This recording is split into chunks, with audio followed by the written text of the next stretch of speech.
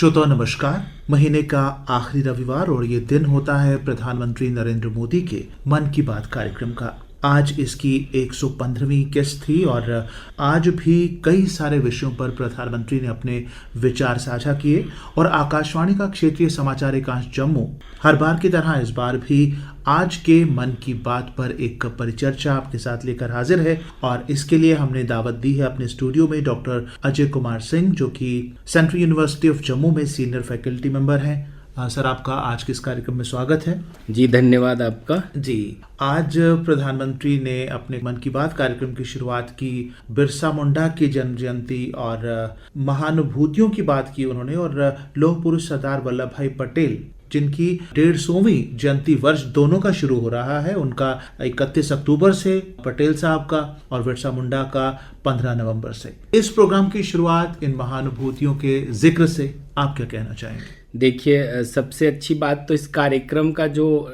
शीर्षक है मन की बात के ऊपर हम अपनी मन की बात करने जा रहे हैं आपके माध्यम से जी। तो कहीं ना कहीं प्रधानमंत्री जी ने आज के कार्यक्रम में सबसे पहले देश की दो महान विभूतियों का जिक्र किया, जिसमें आदिवासी बहुत बड़े जो जागरूकता के केंद्र रहे बिरसा मुंडा जी की बात की और सरदार पटेल जी की बात की। क्योंकि भारत की जो वैश्विक चेतना है उस चेतना में अगर हम देखेंगे और आज भारत जहां खड़ा है या भारत आज़ादी के संघर्षों से जो निकल कर बाहर आया, उसमें बिरसा मुंडा जी की बहुत बड़ी भूमिका रही है, जिनका जन्म दिवस आने वाला है 15 नवंबर को, और जिन्होंने ब्रिटिश राज के खिलाफ बहुत बड़ा आंदोलन किया। और खासकर उनका आंदोलन जो उनके जीवन की शुरुआत हुई थी धर्म के अंदर की जो रूढ़ियां और आडंबर हैं और खासकर क्रिश्चियनिटी के लोगों का जो उस समय समाज के ऊपर यह था उसको, और फिर वही बाद में भूमि सुधार का आंदोलन बना। और कहीं ना कहीं वो जो जल जंगल और जमीन की रक्षा की बात करते थे, यानी जो आज एसडीजी की बात की जा रही है सस्टेनेबल डेवलपमेंट गोल्स की, वो कहीं ना कहीं जल जंगल और जमीन की रक्षा से उसका उद्देश्य पूरा किया जा सकता है। और उन्होंने जो नारा दिया था अबुआ दिसुम अबुआ राज, अपना देश अपना राज, तो कहीं ना कहीं ये इस बात को हम सबको इस बात का संकेत देता है कि अपने राष्ट्र की रक्षा के लिए, राष्ट्र की धरोहर के लिए, राष्ट्र की जो मूल जो है खास करके जल जंगल और जमीन, जो भारत कृषि प्रधान देश रहा है, तो उसमें आज आवश्यकता है बिरसा मुंडा जी के योगदान को याद किए जाने की। और देखिए, बिरसा मुंडा जहां तक उन्होंने अपनी जमीन, धरती और मातृभूमि की बात की, और वहीं पर सरदार पटेल का जब हम जिक्र करते हैं तो उन्होंने इसी मातृभूमि को जो विभिन्न भागों में बटी हुई थी उसे जोड़ने का काम किया। तो इन दोनों के महत्व को आज हम राष्ट्रीय एकता और राष्ट्रीय गौरव के नजरिए से देखें तो कितना महत्वपूर्ण है इन दोनों का जिक्र बहुत किया जाना। महत्वपूर्ण है, क्योंकि जहां बिरसा मुंडा जी भारत के आदिवासी संस्कृति को, भारत की मुख्य संस्कृति को जोड़ने के एक तरह से सूत्रधार के रूप में दिखाई देते हैं, वहीं सरदार पटेल भारत की जो संस्कृति के विविध आयाम हैं, जिसको मैं अक्सर कहता हूं कि भारत एक संस्कृति है और उसको कई रंगों में, कई आयामों के रूप में हम मिलजुल कर मनाते हैं, उन सभी आयामों को एक साथ जोड़ने का जो कार्य किया वो सरदार पटेल जी ने किया। और जिसको लेकर मोदी जी की जो सरकार आई उसके बाद से ही उनकी जन्म जयंती को एकता दिवस के रूप में बड़े ही उत्साह के साथ मनाया जाता है। और पहले देखिए कितने कम लोग होते थे जो भगवान बिरसा मुंडा के बारे में जानते थे, उस पर्टिकुलर एरिया के या उन जातियों से संबंध रखने वाले लोग ही उससे परिचित थे, लेकिन आज जन जन जानता है। जन जागरण को दिशा दी हमारे प्रधानमंत्री जी ने, क्योंकि भारत की चेतना ही ऐसी रही है कि यहाँ हर एक महान विभूति जिसने इस राष्ट्र के लिए कोई भी योगदान दिया है उसकी बात वैश्विक स्तर पर होनी चाहिए, ताकि उसके उदाहरणों से सीखने को मिले। जैसे कि सरदार पटेल कहा करते थे कि भारत का निष्ठावान सैनिक बनी रहने की मेरी इच्छा, यानी मेरे जीवन की आखिरी इच्छा भारत के प्रति, राष्ट्र के प्रति अपनी निष्ठा को बनाए रखना है। और उन्होंने राष्ट्र की एकजुटता के लिए अपने पूरे जीवन संघर्ष किया और उसको एकजुट करके छोड़ा। उसी को लेकर अगर आप देखेंगे तो हमारे एक बहुत बड़े विचारक रहे हैं श्री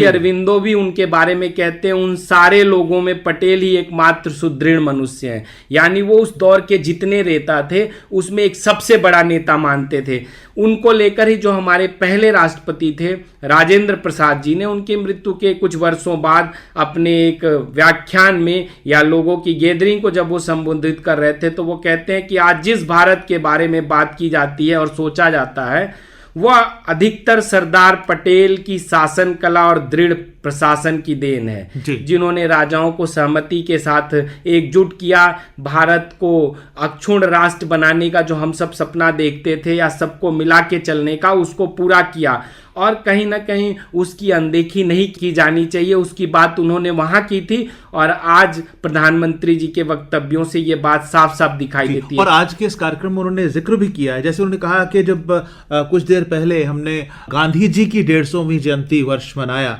और स्वामी विवेकानंद जो उनकी भी 150वीं जयंती का जो वर्ष मनाया, तो उसकी लोकप्रियता केवल भारत में ही नहीं बल्कि विदेशों में भी थी। आप गांधी जी का उन्होंने जिक्र करते हुए कहा कि अफ्रीका के छोटे छोटे गांवों से लेकर अमेरिका के बड़े बड़े शहरों तक का उनके सिद्धांत, उनके सत्य अहिंसा का जो संदेश थे उसको पहुंचाया गया। और आज उन्होंने आह्वान किया है कि लोगों को जोड़ने के लिए सरदार पटेल की जो 150वीं जयंती है उसे मनाने के लिए #सरदार 150 और #बिरसा मुंडा 150 उन्होंने कहा कि उस पर अपने विचार व्यक्त कीजिए। देखिए कितनी अच्छी बात है, आज हम जिस स्टूडियो में बैठ के बात कर रहे हैं, इस स्टूडियो में बैठने का सौभाग्य जो आज हमें मिला हुआ है, क्योंकि वो सरदार पटेल की जम्मू कश्मीर को लेकर जो नीति थी, जो उनकी पॉलिसी थी, उसका ही परिणाम है। और इस बात का जिक्र हमारी युवा पीढ़ी को, पूरे राष्ट्र के हर एक व्यक्ति को और पूरे विश्व को होना चाहिए। इसलिए आज एक बहुत सही समय है इन सब विषयों पर चर्चा करने का, इसको वैश्विक स्तर पर प्रसारित करने का। और जब इन महान विभूतियों की बात करते हैं जिनका संदेश दुनिया भर में गया और भारत जो कभी विश्व गुरु हुआ करता था और आज फिर से विश्व गुरु बनने के पथ पर अग्रसर है, एक बहुत पुराना गीत है, हम लाए हैं तूफान से कश्ती निकाल के, इस देश को रखना मेरे बच्चों संभाल के। तो आज जो भारत के बच्चे हैं, आज जो भारत के युवा हैं, वो तरक्की की राह पर आगे बढ़ते जा रहे हैं। और उसका उदाहरण प्रधानमंत्री ने जो एनिमेशन के फील्ड में जो तरक्की बच्चे कर रहे हैं, नौजवान कर रहे हैं और भारत का नाम कर रहे हैं, उसका जिक्र उन्होंने किया। हमारे कार्टून्स, हम पहले विदेशी कार्टून देखते थे, टॉम एंड जेरी देख लेते थे, डोनाल्ड डक देखते थे, लेकिन पिछले कुछ सालों से जैसे छोटा भीम, मोटू पतलू, कृष्णा, हनुमान, देखिए उसका जिक्र उन्होंने किया। बहुत सही बात की आपने। और उसके माध्यम से वो भारत की संस्कृति को बताना चाहते हैं, क्योंकि हमारी संस्कृति सर्वे भवन्तु सुखिनः सर्वे सन्तु निरामया की रही है। हमारी संस्कृति वैश्विक परिवेश है, इस परिवेश के अंतर्गत रहने वाले हर एक जीव जंतु के बारे में रही है। और कैसे आप देखेंगे, चाहे वो पंचतंत्र की कहानियां हों, चाहे बौद्ध की जातक कथाएं हों, या जो जैन का कथा साहित्य है, या बाकी परंपराएं जो भारत में फली फूली और जिन्होंने देश को जागरूक करने का काम किया, नैतिक बल देने का काम किया, वो सारी परंपराओं में जो जंगल है, जो हमारे जंतु रहे, उनके उदाहरणों के माध्यम से कैसे बड़े बड़े जो है समस्याओं का निदान दे देते थे। हर कहानी में जीवन के लिए एक संदेश होता है। और इसीलिए मैं अक्सर अपनी कक्षाओं में भी कहता हूं कि हमें आज के जो बच्चे हैं उनको उन एनिमेटेड जो है मूवीज से, उन एनिमेटेड जो है स्टोरीज से, या उसको पिक्चराइजेशन करके डिजिटल वर्ल्ड में लेके आज जरूरत है उनको अपने जो है पास्ट के साथ जोड़ना और उस पास्ट से मिल रही शिक्षा के माध्यम से भविष्य की जो चुनौतियां हैं उनसे निकलने का रास्ता मिलना। और वो एनिमेशन इंडस्ट्री कैसे हमारे आर्थिक सुदृढ़ता का भी कारण बनेगी, कैसे हमारी संस्कृति के वैश्विक प्रसार का कारण बनेगी, कैसे हमारी संस्कृति को पुनः विश्व गुरु के रूप में स्थापित करने का कारण बनेगी, ये सब उसके द्वारा संभव। और देखिए जो एनिमेशन का दौर है, लोग और बच्चे इन चीज़ों को सीखते हैं, तो भारतीय जो फिल्में हैं, एनिमेशंस हैं, वो देखकर भारत के जो सिद्धांत हैं, दुनिया को एक परिवार समझने वाला, सभी को अपना समझने वाला, शांति दूत, अहिंसा पर चलने वाला, ये सारे संदेश आज दुनिया में देखिए लड़ाई झगड़े हो रहे हैं, लेकिन भारत की कथाएं सुनकर संदेश जाता है कि दुनिया पूरी एक वसुधैव कुटुंबकम का जो संदेश जाता है। एक उदाहरण देना चाहूंगा। अभी पिछले कुछ दिनों पहले भारत के एक बहुत बड़े उद्योगपति रतन टाटा जी की डेथ हुई। रतन टाटा जी पालतू पशुओं के प्रति या स्ट्रीट डॉग्स के प्रति उनका क्या प्रेम था, वो उन्होंने उसके बारे में लोगों को अब जाके पता चला, ज्यादातर लोगों को नहीं पता था कि कैसे उन्होंने उनके लिए एक स्पेशल हॉस्पिटल की स्थापना की बात की। और आपको बताना चाहूंगा, आपको आश्चर्य होगा कि अभी जब उनकी वसीयत की बात की जा रही है, उन्होंने अपनी वसीयत में उन पालतू जानवरों के लिए विशेष रूप से आजीवन पर्यंत जो उनका अपना पालतू कुत्ता उसके लिए, और उनके होटल में 5 स्टार होटल में उन्होंने उनकी एंट्री फ्री करी। और साथ ही साथ आप देखिए तो उन्होंने उनके लिए अपने वसीयत में जिक्र किया, जो इस बात का संकेत है कि उनका क्या रोल हो सकता है। और उन्होंने उनको समय दिया, और एक बार तो ब्रिटेन में उनको कोई बहुत बड़ा पुरस्कार सम्मानित किया जाना था, लेकिन उनका अपना जो डॉगी वो बीमार था, लेकिन उस वजह से वो वहां सम्मान ग्रहण करने क्योंकि इसमें पर्यावरण के प्रति जो हमारी जागरूकता है इसका भी संदेश मिलता है। इसलिए प्रधानमंत्री जी ने जो एनिमेटेड मूवीज की बात की, क्योंकि इस बायोस्फीयर को अगर हमें इस इकोसिस्टम को अच्छा रखना है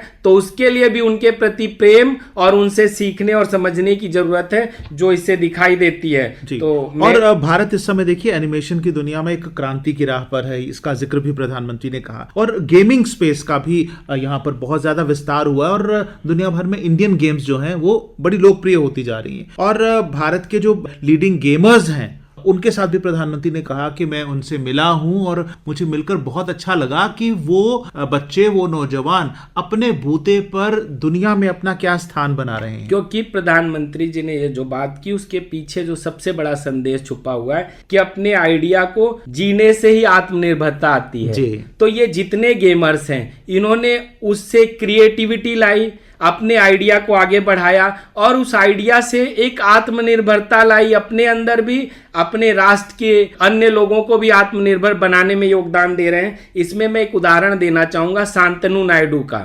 शांतनु नायडू ने कैसे ओल्ड एज होम में रहने वाले लोगों के साथ जो एक उन्होंने गुड फेलोज करके एक इनिशिएटिव शुरू किया। और फिर देखिए ये तो एक उदाहरण है। और गेमिंग की अगर आप बात करें तो भारत तो 14 विद्याओं का और 64 कलाओं की धरती रही है। तो हमसे ज्यादा जो है खेल कूद और कला का जो है विस्तार कहीं पे नहीं रहा है। तो उस कला को आधुनिक संदर्भों में हम कैसे जो है कि प्रकाशित कर सकते हैं। और आज उन्होंने कहा भी कि दुनिया में जहां भी कला है वहां भारत है। बिल्कुल बिल्कुल। और साथ ही साथ उन्होंने कहा कि आज जो इंडियन ओरिजिन की गेम्स हैं जिनमें मेड इन इंडिया और मेड बाय इंडियंस, उनकी पॉपुलैरिटी बढ़ती जा रही है। बिल्कुल, देखिए यही तो मैं कहना चाहूंगा, क्योंकि हमारे पास इतना कुछ है, उसको आज क्योंकि हमारी जो संस्कृति रही है वो हमेशा से कुछ नया करने की रही है, और उसको ही वो लगातार पिछले कई वर्षों से हमारे युवाओं को प्रेरित कर रहे हैं। उन्होंने ये भी बात कही थी कि आत्मनिर्भरता सिर्फ सरकार के प्रयासों से संभव नहीं है,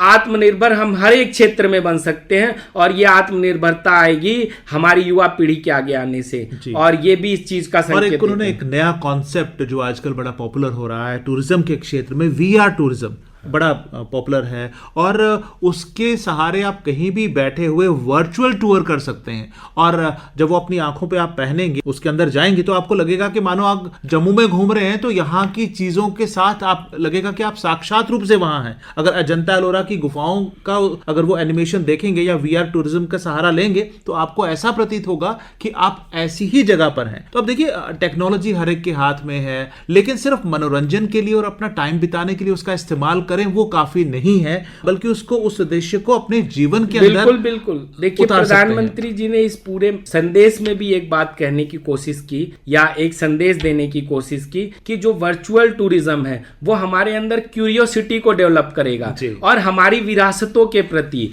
हमारे पूर्वजों की जो लिगेसी रही है उसके प्रति, और हमें उससे कनेक्ट करेगा। क्योंकि जब आप वर्चुअल टूरिज्म के माध्यम से उन चीजों को देखते हैं, किसी भी चीज को, जैसे आज का छोटा बच्चा जो चीज देखता है उसको पाने की कोशिश करता है, तो जब वो अपनी इन विरासतों को देखेगा, अपने देश के महान कर्णधारों के बारे में जानेगा, उनके द्वारा निर्मित भवनों के बारे में जानेगा, उसकी सांस्कृतिक परंपरा, आध्यात्मिक परंपरा के बारे में जानेगा, तो वहां जाने की कोशिश करेगा, उससे जुड़ने की कोशिश करेगा, और उससे वो अपने स्व की जागृति करेगा। और जैसा प्रधानमंत्री ने भी कहा कि 10 साल पहले अगर कोई कहता था कि भारत में कॉम्प्लेक्स टेक्नोलॉजी है, उसमें काम किया जा सकता था, तो लोग भरोसा नहीं करते थे, और बहुत सारे लोग इस चीज का मजाक भी उड़ाते थे। लेकिन आज देखिए हमारे जो नौजवान है, जो नई पीढ़ी है, उसमें आत्मनिर्भर बनने की इतनी ललक है कि वो भारत की एक पॉलिसी ना होकर एक पैशन बन चुका है, और हर फील्ड में हमारे नौजवान कमाल करके दिखा रहे हैं।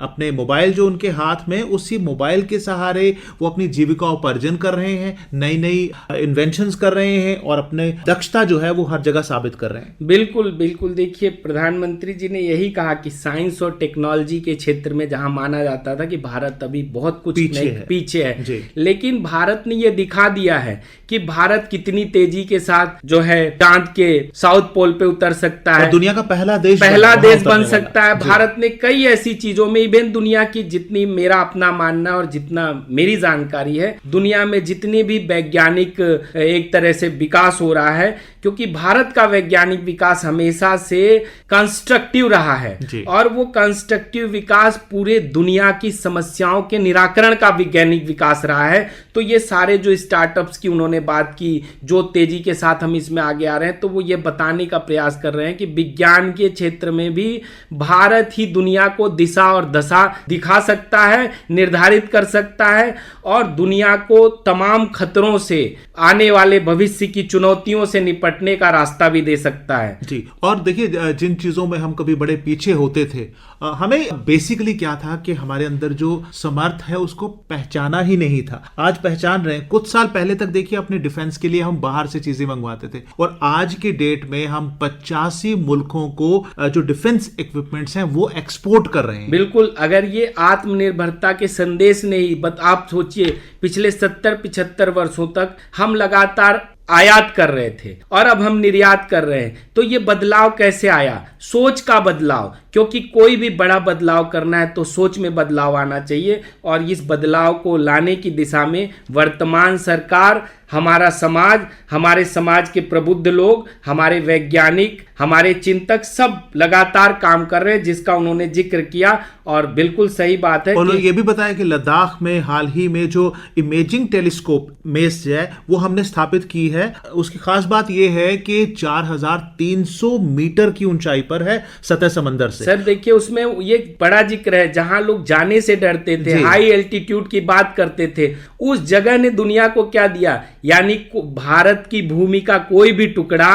अपनी क्रिएटिविटी में पीछे नहीं रहा है, इसीलिए सब अपने आप में स्पेशल रहे और हमको उनकी स्पेशलिटी को हमेशा मानना होगा, उसको प्रमोट करना होगा और इस दिशा में काम करने की जरूरत है। आपने क्रिएटिविटी का जिक्र किया तो प्रधानमंत्री ने आज खास तौर पर अनंतनाग की रहने वाली फिरदौसा बशीर का जिक्र किया, जो कि कैलीग्राफी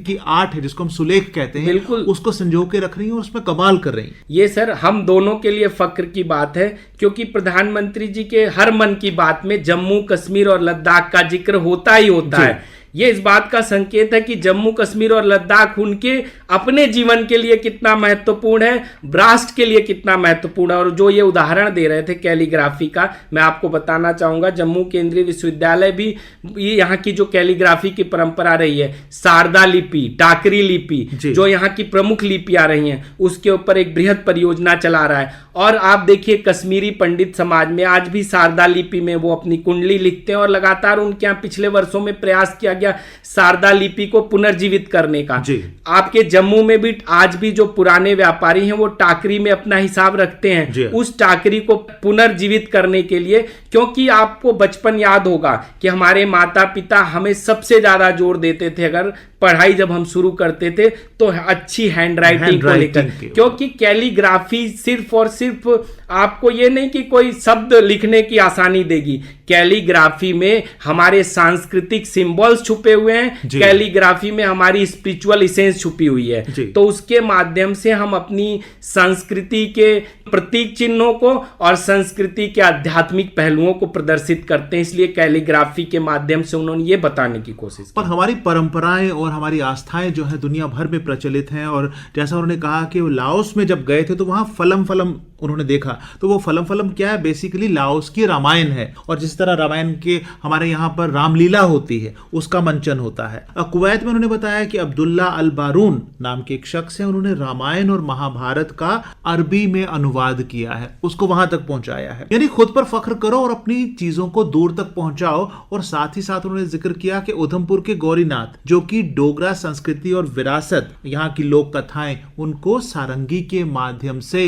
और उनकी उम्र कोई 100 साल देखिए, के एक करीब है। समय था इस देश में जब रामायण और राम कथा को लेकर सवाल खड़े किए जाते थे। जी। और आज देखिए ये जिक्र हो रहा है कि रामायण और राम कथा दुनिया में कितनी जगह पॉपुलर है। उन्होंने तो 2 मुल्कों का जिक्र किया, लेकिन आप देखें तो वर्मा में, इंडोनेशिया में, कंबोडिया में, लाओस की तो उन्होंने बात की, फिलीपींस में, श्रीलंका में, नेपाल में, थाईलैंड में, सिंगापुर में, मलेशिया में, जापान में, मंगोलिया में, वियतनाम और चाइना में भी रामायण की जो संस्कृति है, राम कथा की जो परंपरा है, वो किसी न किसी रूप में आज भी विद्यमान है और जीवंत है। कंबोडिया का अंकोर वाट का टेम्पल देख लीजिए, वो भारत की सांस्कृतिक चेतना और विरासत के जो प्रसार था उसका प्रदर्शन करता है। जिस उधमपुर के उन्होंने जिक्र किया था, आप देखिए कल तक ये था कि डोगरा कल्चर और संस्कृति जम्मू और उधमपुर तक लोग नहीं जान पाते, उधमपुर के लोगों को नहीं पता था। आज पूरी दुनिया सिर्फ कश्मीरी संस्कृति के बारे में नहीं बल्कि जम्मू की डोगरा संस्कृति के बारे में, बसोली आर्ट के बारे में, बसोली पेंटिंग्स के बारे में,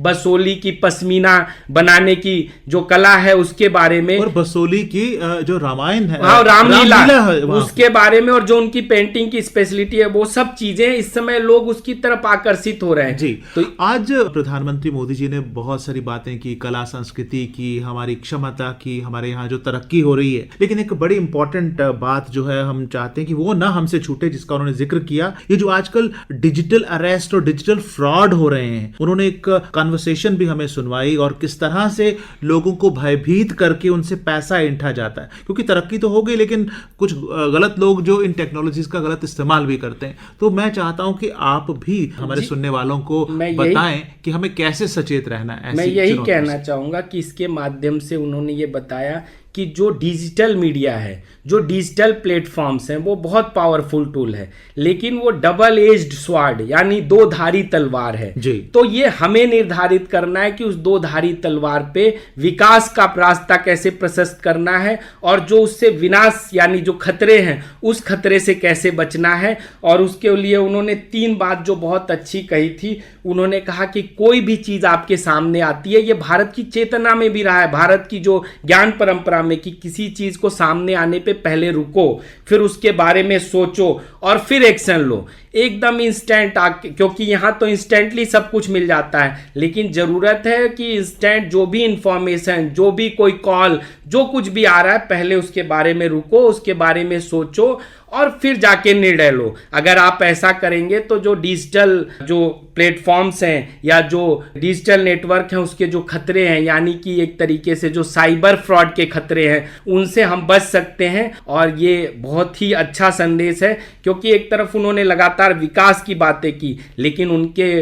विकास के बीच में जो कुछ खतरे भी आने वाले हैं टेक्नोलॉजी के कारण, उन खतरों से भी उन्होंने हमें आगाह किया। और ये तो बड़ी आम बात हो गई। मैं आपको अपनी बात बताऊं, एक दिन मेरे को, मैं ऑफिस में था और मुझे फोन आता है कि आपका बेटा पकड़ा गया, मोटरसाइकिल चला के जा रहा था, उसके पास हेलमेट नहीं थी, उसको पकड़ लिया, इस तरह से। और मैंने कहा भाई मेरा बेटा तो अभी 18 साल का भी नहीं हुआ, उसका लाइसेंस भी नहीं है और हम उसको अभी अलाउ नहीं कर रहे हैं। तो कोई भी वो पासा फेंकने की कोशिश करते हैं कि इंसान डर जाए और उसके ऊपर। बिल्कुल उन्होंने देखिए इसी आप जागरूक हैं, आपने, और उनके पास मेरे बच्चे का नाम था, सब कुछ था, जैसे उन्होंने बताया ना कि बेटी वहां पहुंच गई, पुणे में है, उसने ट्रेन पकड़ी, सारी बात बताई। तो आप इसके प्रति थोड़े जागरूक हैं, आप तो वैसे भी मीडिया में हैं, लेकिन जिन लोगों में जागरूकता का अभाव है, क्योंकि सबको बैंकिंग से जोड़ा गया है, उनको जागरूक करने के लिए प्रधानमंत्री जी का ये संदेश बहुत कारगर है। जी, और उनने साथ साथ ये भी बताया कि अगर आप इस तरह की कोई शिकायत करना चाहते हैं तो साइबर हेल्पलाइन है 1930 इस पर आप बता सकते हैं, और cybercrime.gov.in पर आप रिपोर्ट भी कर सकते हैं और जो भी ये फ्रॉड है, ऐसे फ्रॉड से बच सकते हैं आप। और एक चीज और उन्होंने जो कहा कि आपको डरना नहीं है, अगर इस तरह से कोई फोन आए तो जितनी भी इन्वेस्टिगेटिंग एजेंसीज हैं वो इस तरह फोन करके डराती धमकाती नहीं है। एकदम अचानक से कोई फोन आता है तो आपको घबराना नहीं है, आपको संयम से काम लेना है और जो कार्रवाई है वो आप कर सकते हैं उनके खिलाफ। बिल्कुल देखिए, क्यों वैसे भी भारत में कभी भी डरने डराने की परंपरा भी नहीं, हमारा जो नियम कानून भी है वो हमें इतने मौके देता है कि अगर आपने कुछ गलत भी किया है तो उस गलत को जस्टिफाई तो नहीं किया जा सकता है, लेकिन उस गलत के लिए जो सज़ा मिलनी है उसके लिए एक प्रावधान है, कानून है, उन्हीं के तहत सज़ा दी जा सकती है। इसलिए कभी किसी के झांसे में नहीं आना, और भारत सदियों से या पिछले कुछ 100 वर्षों से झांसे में आने का ही परिणाम रहा है कि हम अपनी स्व की जागृति से, अपनी चेतना से दूर हो गए थे। तो मैं यही कहना चाहूँगा कि प्रधानमंत्री जी लगातार अपने मन की बात के माध्यम से सिर्फ वो एक संदेश देते हैं कि हर किसी को अपने मन की बात करनी चाहिए, अपने मन की बात सुननी चाहिए, लेकिन मन की बात करते और सुनते समय समाज के ऊपर उसका क्या प्रभाव होगा, समाज के लिए वो कितना कारगर होगा, इसका ध्यान रखना चाहिए। और ये ध्यान हमारे प्रधानमंत्री जी रख रहे हैं जी। और उन्होंने फिट इंडिया की भी बात की कि हमें एक तंदुरुस्त जीवन जीने के लिए, चाहे हम बुजुर्ग हैं, नौजवान हैं, बच्चे हैं, महिला हैं, पुरुष हैं, कुछ भी हैं, हमें एक दिनचर्या में ऐसा नियम रखना चाहिए कि हम शारीरिक कसरत जो है वो करें। और उन्होंने अंत में जो त्योहार आ रहे हैं, दिवाली आ रही है, छठ पूजा आ रही है, गुरु नानक देव जी की जयंती आ रही है, उसके लिए शुभकामनाएं दी। तो मैं चाहता हूं कि आप हमारे सुनने वालों को एक संदेश दें ताकि वो हेल्दी तरीके से, मिठाइयां भी खाते हैं हम त्योहारों पे, खाने पीने के लिहाज से, मनाने के लिहाज से और स्वस्थ रहने के लिहाज से त्योहार किस तरह से मनाएं। देखिए, प्रधानमंत्री जी के इस संदेश के माध्यम से जो बात निकल के आई, उस पे मैं यही कहना चाहूंगा कि भारत में एक औचित्य का सिद्धांत दिया कि हर एक चीज उचित मात्रा में अच्छी लगती है। तो शरीर, मन और बुद्धि का समन्वय भी जरूरी है। इसलिए परिवार के साथ सब किसी, और ये अवसर है, अभी बच्चों की छुट्टियां हैं, फेस्टिव वीक है, तो यहीं से, आज से इसकी शुरुआत का प्रण लेना चाहिए कि हम अपने शरीर की, अपने मन और बुद्धि के समन्वय के लिए हम व्यायाम करेंगे, अपने को फिट रखेंगे। और एक संदेश ये भी देना चाहूँगा, क्योंकि इस पूरे बातचीत में जो निकल कर आया कि जिसको लेकर, क्योंकि देखिए अंतर्द्वंद रहता है, लेकिन अंतर्द्वंद से बाहर निकलना ही भारत की संस्कृति रही है। और उसको लेकर जो कवि कुल शिरोमणि कालिदास जी ने जो बात कही है, पुराण मित्येव न साधु सर्व न चापि काव्यम नव मित्य वदम, यानी जो कुछ पुराना और पारंपरिक है वह सब अच्छा ही नहीं होता, और न ही सब कुछ नया इसलिए हे होता है। यानी कहने का मतलब हमारी परंपरा नए और पुराने के संतुलन की रही है, और प्रधानमंत्री जी भी लगातार उसी संतुलन की बात करते हैं, दोनों का समीक्षण करने की बात करते हैं, क्योंकि समीक्षण से ही श्रेयस जो है या श्रेयस्कर जो है वो निकलेगा, और उसी को ग्रहण करना ही हमारे लिए समीचीन होगा। और इसीलिए आज मैं यही करना चाहूँगा कि हम सबको आज ये संकल्प लेना है कि आज सबसे पहले तो फिट रखना है अपने आप को, अपनी जो त्योहार आ रहे हैं उनको उल्लास के साथ मनाना है, लोकल चीज़ों का प्रयोग करना है ताकि लोकल का ग्लोबल विस्तार हो। और फिर सबको ढेर सारी शुभकामनाएं अगले दिवाली की, नानक जयंती की, और ढेर सारे पर्व जितने भी आने वाले हैं, कई धर्मों के पर्व हैं, सभी धर्म के लोगों को और राष्ट्र की उन्नति और विकास की जो कामना करते हुए मैं अपनी वाणी को विराम देता हूं। जी, और त्योहार आ रहे हैं, त्योहारों का जोश और श्रद्धा रहनी चाहिए, लेकिन जोश के साथ साथ हमें होश से भी काम लेना है ताकि हमारा पर्यावरण जो है वो प्रदूषित ना हो, हमारी सेहत जो है वो खराब ना हो त्योहारों में ज्यादा खाने से, और अपने त्योहार मनाते हुए हम दूसरों के काम आ सकें। वोकल फॉर लोकल बने, जो मकामी लोग हैं, मकामी कारीगर हैं, उनकी बनाई चीजों का इस्तेमाल करें। डॉक्टर अजय, आप यहाँ पर आए और आज की मन की बात पर चर्चा हमारे साथ की, आपका बहुत बहुत शुक्रिया। धन्यवाद।